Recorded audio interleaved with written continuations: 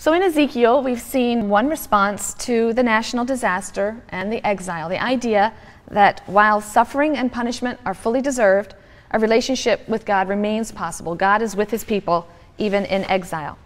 A second response to the destruction and exile can be found in the anonymous writings that are appended to the book of Isaiah. I mentioned these writings briefly. We'll be able to look now at what's been called Second Isaiah. So there are two discrete units of material that are appended to Isaiah.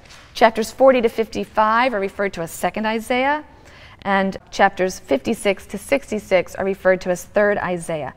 And these chapters differ from Isaiah proper, the 8th century prophet, in several ways.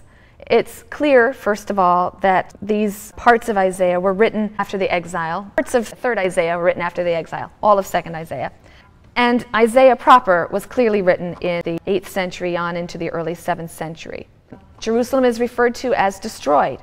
The audience that's addressed is living in exile. Babylon is the oppressor, not Assyria. Assyria was the oppressor in the time of Isaiah proper.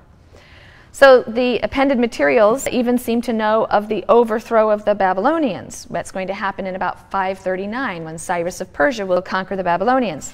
We have passages that express some euphoria over this, because Cyrus, of course, authorized the Jews to return from Babylon to Jerusalem to rebuild their temple. There are also all kinds of stylistic differences between First Isaiah and Second and Third Isaiah. Second and Third Isaiah, for example, have no biographical data, and First Isaiah has quite a bit. These materials also have a different theology of history, a different understanding of history, a different attitude towards foreign nations, and a very strong and renewed emphasis on monotheism.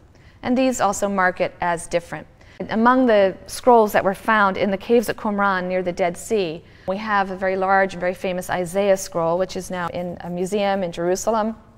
And on the scroll there's a gap after Isaiah 39, and a new column starts with Isaiah 40. So it seems to signal some sort of implicit recognition that there's a difference between these two sections. They're not the same units, not the same author perhaps.